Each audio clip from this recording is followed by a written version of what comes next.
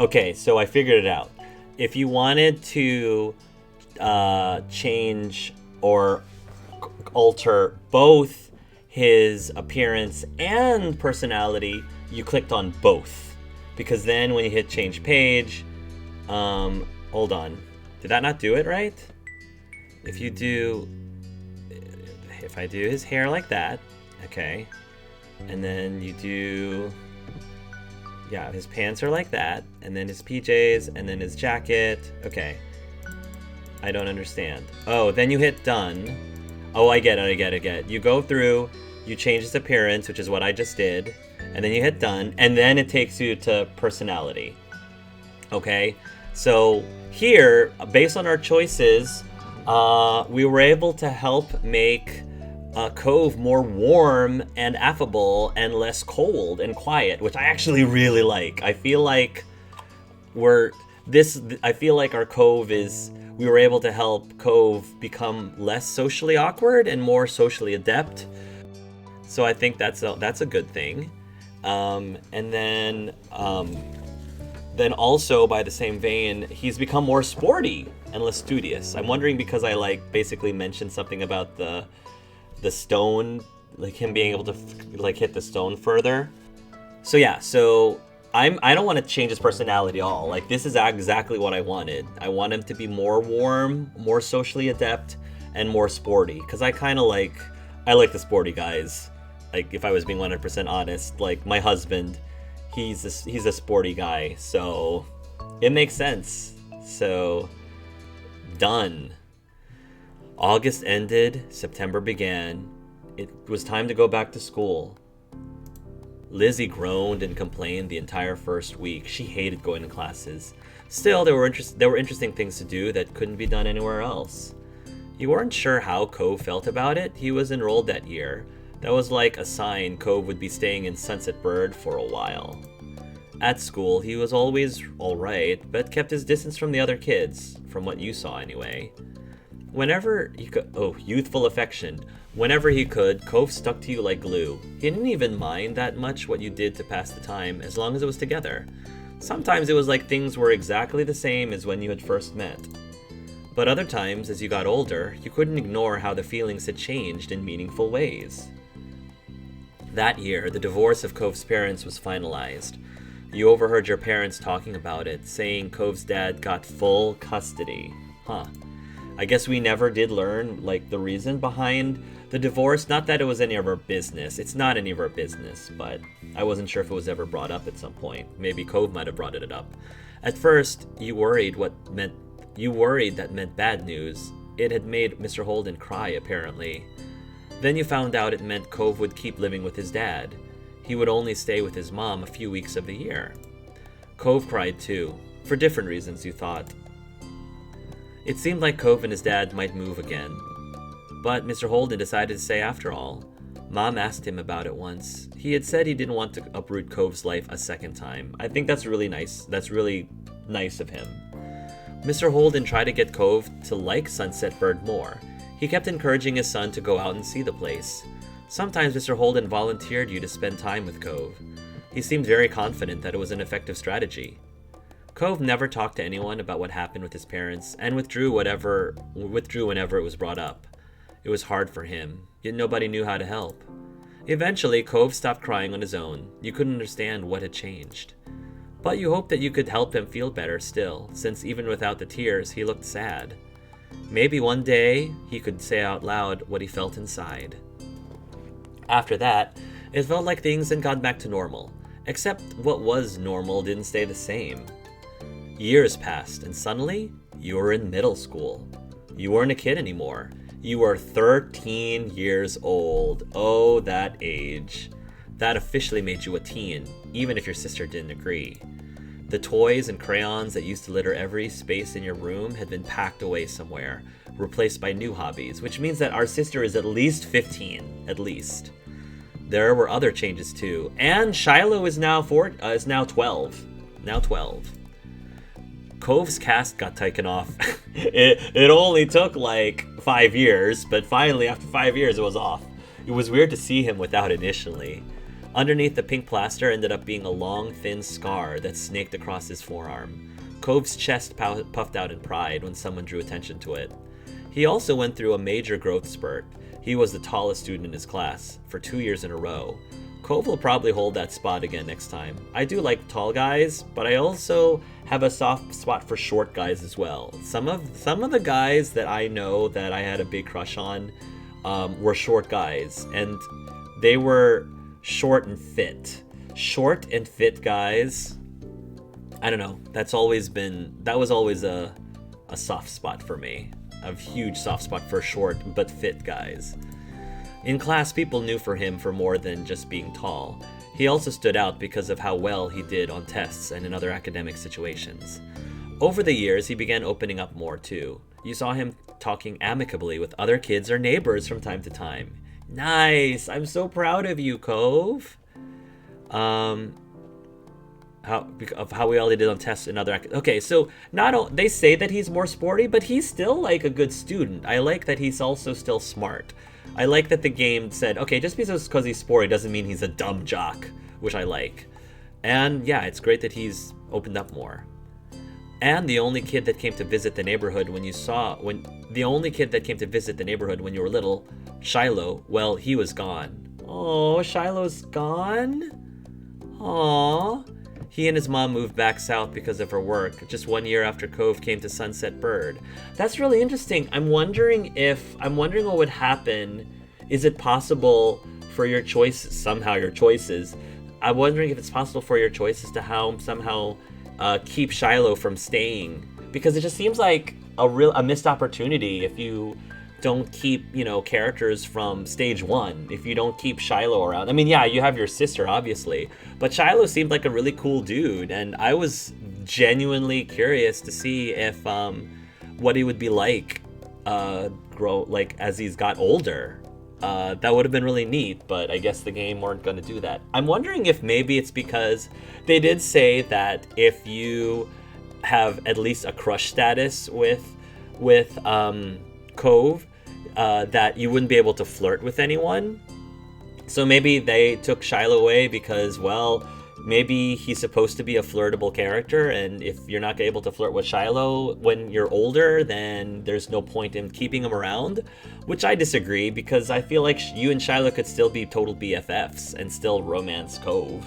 That's what I'm thinking. I guess we'll find out. I'll find out, offline about that. He and his mom moved back south because of work just 1 year after Cove came to Sunset Bird. That's disappointing. I really wanted to get to know Shiloh even more through the years and not just know him through your childhood. It had been really upsetting when he left. Lizzie was inconsolable for weeks, but nobody talked about Shiloh anymore. It was a long time ago.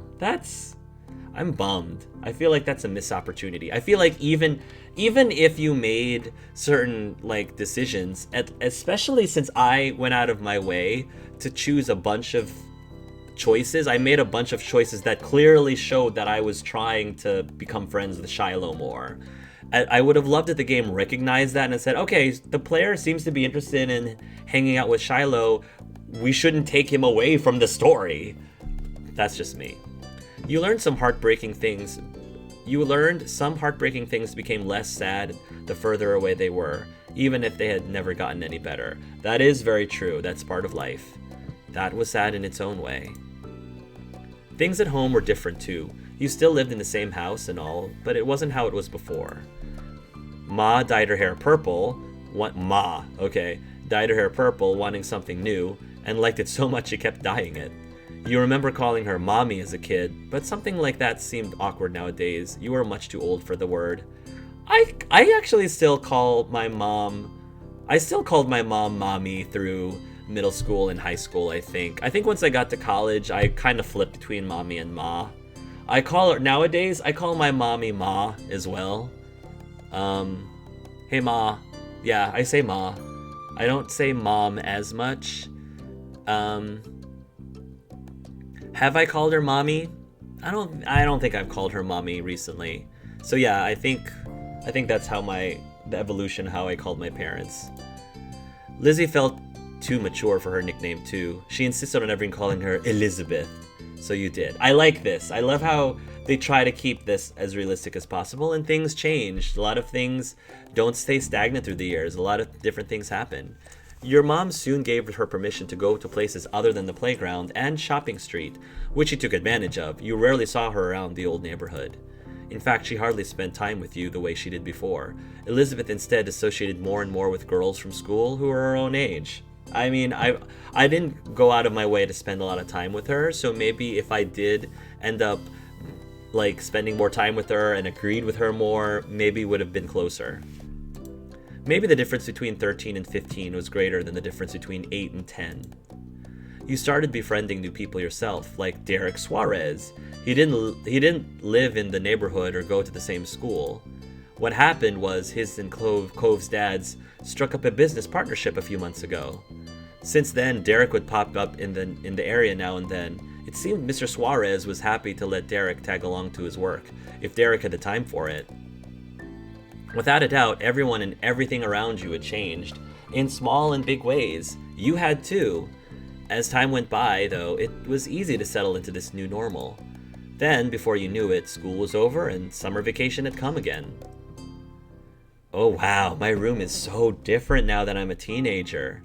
It was the first day of summer vacation. The sun was as hot as ever, but you were inside and away from its harsh rays. To be more specific, you were snuggled up in bed, celebrating your time off by sleeping in, wide awake, about to head out to enjoy your time off. Yeah, I'm not the kind of person who would stay in bed all day. I would want to do stuff. Wide awake. You made sure to slather on a generous amount of sunscreen so you didn't get burnt. You were looking in the mirror, studying the clothes you'd thrown on when your bedroom door opened without warning. In the reflection, you saw Elizabeth raise an eyebrow. Oh wow, look at our sister. Have you been staring at yourself this whole morning? Wow, look at her outfit. Oh, Lizzie and her fashion. It's orange though. Are those orange slices? I mean, I do like the orange. Could you knock next time? Go away. Good morning, Elizabeth. I feel like I would be nice to my older sibling. I'm Asian, so again, we tend to be nice to our older siblings. Have you been staring at yourself this whole morning? Could you knock next time? We'll have that. I'll be nice, but I'm not gonna be like compliant. Could you knock next time? I'm not gonna like say go away. Could you knock next time? She ignored that, crossing her arms over her chest with a disgruntled expression. Clearly, she hadn't come in just to see you. Your special boy is at the door, like he always is now. He brought some happy summer gift from Mr. Holden. He brought some happy summer gift from Mr. Holden. Mom wants you to take it from him. She said, say thanks or whatever. You did not like the way she called him your special boy, but you knew by now that saying so wouldn't stop her. Come on. So calm down already. Nice, you have different voice actors now. Be right there. Okay, fine. Really? That's great. I'm coming. I'll be there when I'm there. Really? That's great. I'm coming. I mean, I'm supposed to be crushing on Cove by now, so that makes sense for me to be excited. Elizabeth said nothing else and left, having done what was instructed of her. Now alone, you focused on the mirror once again. Your reflection hardly even fit in the frame. You're very tall. Your reflection went over the whole length of the mirror. You're pretty tall. Your reflection fit comfortably in the frame, your average height. There was a lot of open real estate in the frame. You're pretty short. You had trouble getting your reflection to appear in the mounted frame. You're very short. I'm pretty tall, especially as a Filipino. As a Filipino, I'm pretty tall, but not very tall. I'm gonna say, yeah, I'm pretty tall. Cove tended to be the only person around who was even taller, at least among teens your own age. You liked your height. You weren't sure how you feel about it. You were kind of self-conscious about it. I don't care. I wouldn't say I liked my height. I mean, that's fine. I kind of did like my height. There's something about being tall that I did like. It suited you well in your mind.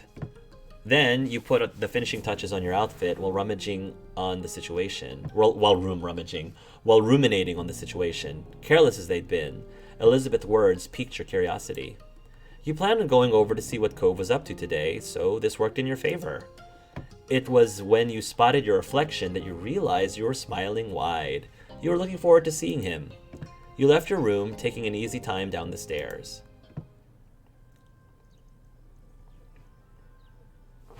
Step 2. Second chance. You spotted Mom first, reclining on the couch. She held a magazine in her hands, which she was pursuing through. "Morning, Mom!" She looked up at your greeting, a smile instantly appearing on her face. Thanks. "Oh, good morning, Vaughn. Thank you for coming down. Look at our mom. I love her new hairstyle, and I like her new outfit. That's so cool. I love all these changes." "Ma's at the door with Cove. He can't stay over today, unfortunately. Why don't you go and thank him before he leaves?" You nodded and made your way to the front of the house. Just as she said, Ma was there making conversation. She must have heard you because she looked over her shoulder. Oh? "Look who finally made it. Morning, sleepyhead." Ma reached forward and you knew she was about to pat you on the head. She was taller than average for an adult woman, so you were still little in her eyes despite being big for your own age.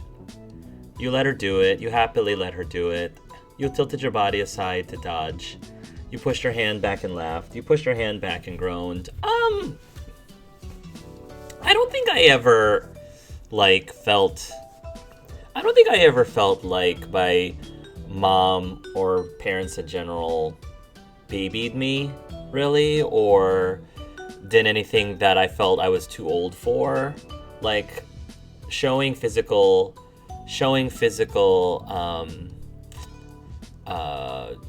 methods of showing affection to your child, like patting their head. Wasn't a big deal for me, you know. So I feel, I guess more specifically, I did it. It wasn't that I was happy she did it. It was just, you know, I let her do it. I was indifferent. Like, if she wanted to do it, great. If she didn't want to do it, I wasn't gonna be like, "Mom!" Like, that was never me. I was like, whatever. You can do it if you want. So I'm just gonna say, you pushed her hand back and groaned. Yeah, you let her do it. You stood by patiently and indulged your ma's wishes. She gave you 2 small taps on the crown of your head. I don't know if I was even... Indulging isn't even the right word. But, I mean, I think happily is a little bit too strong as well. Indulging is too strong in one direction and happily is too strong in the other direction. So I'm just going to say, you know, patiently indulged. She gave you 2 small taps on the crown of your head. "Ah, you're the last one down today. You know that?" "Life isn't a race. Morning. I was gonna stay in longer, so you're welcome. Sorry about the wait." What do we get?" "Morning." "That's all? You really are so sleepyhead right now." With a small laugh, Ma stepped aside. Cove was just as you remembered, exactly how you came to know him to be. "Oh? He's got... Why is it every single time I see Cove, he's always looking at the ground and he's always got, like, a sad look on his face? Come on, Cove. Hopefully you've had some form of happiness over the last 5 years." He leaned uncomfortably to the side of your doorway. His bushy hair covered part of his face. "I do like the... whatever that is. Is that fruit? Is that like a fruit bouquet in his hand? It looks very pretty." His features were pinched in embarrassment, and he shifted from one foot to another. He was holding what must be the much-talked-about gift. At first glance, you figured it must be a bouquet of flowers, then you gave it a real look. No, instead it was carefully cut fruit. Can I call it, or what? Yeah. Nice. Fruit bouquets are cool. It made a lot of sense that it was actually from Cove's dad. You had to suppress a laugh at this showing. You couldn't imagine many folks buying that sort of thing for their own personal enjoyment. That kind of arrangement was built for the presentation, likely to impress whoever was inevitably going to receive it. It seemed no matter how long he lived here, Mr. Holden would keep going out of his way to be neighborly, and Cove would always be roped into participating. Yeah, I think that's a good idea. Oh, look, he actually is smiling. Aw. At the sight of you, Cove smiled, but there was some nervousness to it. "Hey." You smiled back. You couldn't help thinking to when you first met Cove and how you became such good friends. Lately, though, you were starting to have different feelings for him. "Hey, it's nice to see you." Yeah. "Yeah, you too." His grip on the base of the gift tightened and your heartbeat sped up. Even if neither of you had spoken about it, both of you were aware something new was growing in your relationship. It was already shaping up to be another long summer. The best part was that the two of you had plenty of time to spend together and explore what was developing. His awkwardness over the task started to creep back in, so Cove nudged the gift closer to you. He was ready to be relieved of it.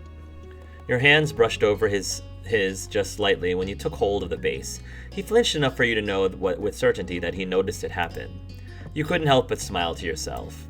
And with that, the gift was accepted. So it was for me. That's sweet.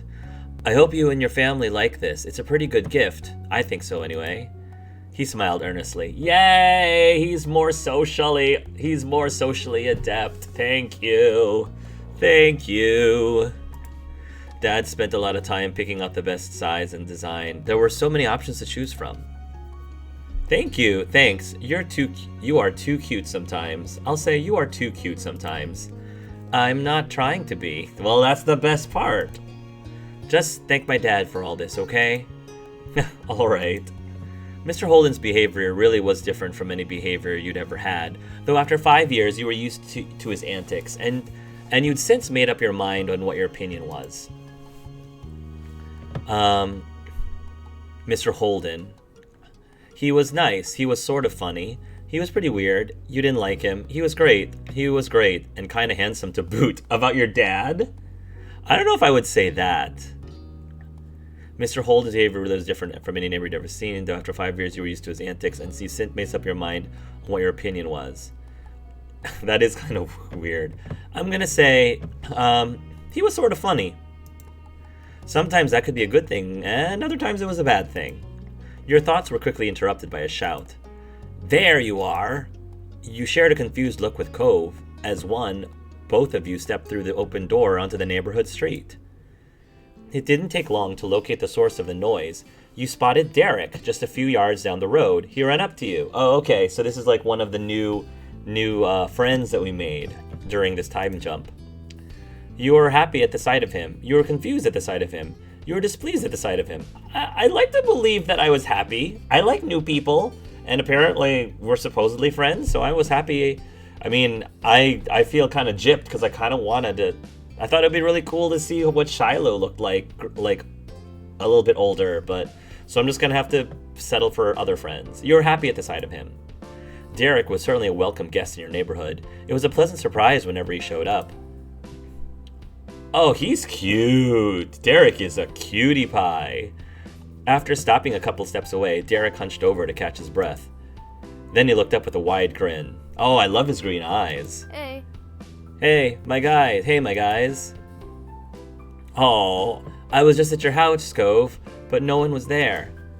Should have figured you'd be at Vaughn's place. Do you ever spend time in your own home, or are you always just there? So is he younger than us, or is he just short for his age?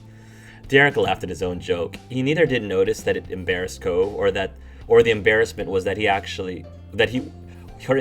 embarrassment was what he was actually laughing at. Derek turned to you. He was going to say more when his eyes widened and he gasped. What's that? You followed his gaze, unsure. Then you realized what he meant. You were still holding Mr. Holden's gift.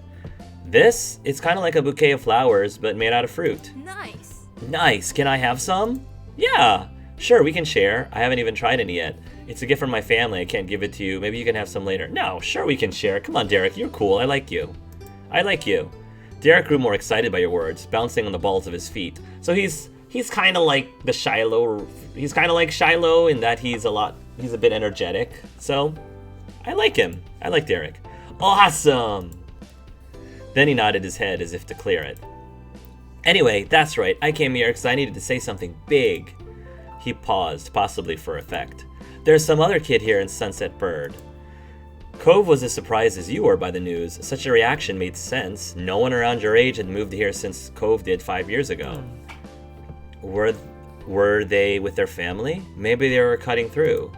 Nuh-uh, the new kid was all by himself, just walking. Did you talk to him? Nope, I came to report the sighting right away. The kid had green hair, glasses, was pretty small, and seemed really upset about something. I hope he didn't leave. You blinked. Slowly you looked over to your longtime neighbor. That sounds a lot like you, Cove. When you first got here, anyway. It kinda does, doesn't it? That's weird. He sounded almost fond, a small smile playing on his lips. Derek snickered good-naturedly. I can see that really well, now that you say so. But what do you say? Let's find Cove's lookalike. We should all meet him. Cove's lookalike, huh? I'll do it. Sure, I want to see who this person is. Derek grinned. Then he pointed down the street the way he came. Last I saw him, the mystery visitor was going this direction. Nothing else needed to be said. The three of you were off with Derek leading the way. Derek brought you to the beach, and as a trio, you made your way down the shore to the old playground. You walked the familiar path in a comfortable silence. When you were almost there, you spotted the kid in question. His bright colors almost shone like a beacon beneath the rays of the sun. He scuffled around, kicking up the sand as he paced. It was true, he certainly seemed upset, but you didn't think he was sad, like you had originally pictured. No, with his erratic movements and scrunched up expression, he came off angry. You started to have doubts about this expedition. Maybe it'd be better if you left him alone and let him sort himself out. Derek didn't feel the same. He waved wildly, calling out to the boy. Hey, guy, over here! Oh man, this guy does look very angry. The kid whipped around, an impressive scowl carving deeper into his face. His eyes were tired, but a strong hostile energy still radiated from him. I don't know if this is a good idea, Derek. What? What is it? What do you want? The sharp tone made Derek flinch. He shifted on his feet. What's your name? Jeremy. Was that it? Wow, Jeremy. No, I'm Derek. That's Vaughn and Cove. We were just walking around and saw you. We wanted to say hi. There aren't a lot of kids our age in the neighborhood. Yeah, so, it's cool to see someone else here. Strangely, Jeremy grew furious by your response. If steam could erupt from a person's ears, it would have happened then. They did bring me somewhere, stupid. Of course, I knew it. Huh? What? My parents. They're the ones who brought me. I didn't walk to this town. Can you not figure that out on your own? Yikes, Jeremy. Good gravy. All right. Way to make friends and learn how to influence people. Right. My dad brings me to Sunset Bird too when he has to come for work and all that stuff. It's not bad. That earned him a glare from Jeremy. Derek winced beneath it, glancing away. It was a struggle to remain friendly to this Jeremy guy. Yeah, this was definitely not the right time. I mean, I wouldn't want to come here for a real vacation, probably either. That's an understatement. This doesn't count as a vacation. It's a waste of time. A chore? It's a waste of time. A chore. My parents' family's nearby, and we just had to come see them. Ugh. If they're your parents' family, doesn't that make them your family too? I guess. That's a pretty good reason to come by. Did you want to go somewhere else? No. Jeremy crossed his arms with a huff. He turned away. Yeah, this guy's got a bit of a bad attitude right now. They should have gone by themselves since they cared so much and left me home. But I'm not allowed to be by myself. Okay, listen, you brat. Is basically like what I'm thinking in my head. Alright, listen, you brat. Like, you are... I don't know what your deal is, but you are really not the poster child of... You're definitely very frustrating. It makes no sense. They're the ones who don't know how to do anything, and I'm the kid? You kept quiet. You shouldn't talk about your parents like that. Sorry, it must suck being forced to do something you don't want. We just said hello, you don't have to keep complaining at us. Calm down, you don't have to yell so much. Who peed in your cereal this morning? Well, what I want to say, we just said hello, you don't have to keep complaining at us. Calm down, you don't have to yell so much.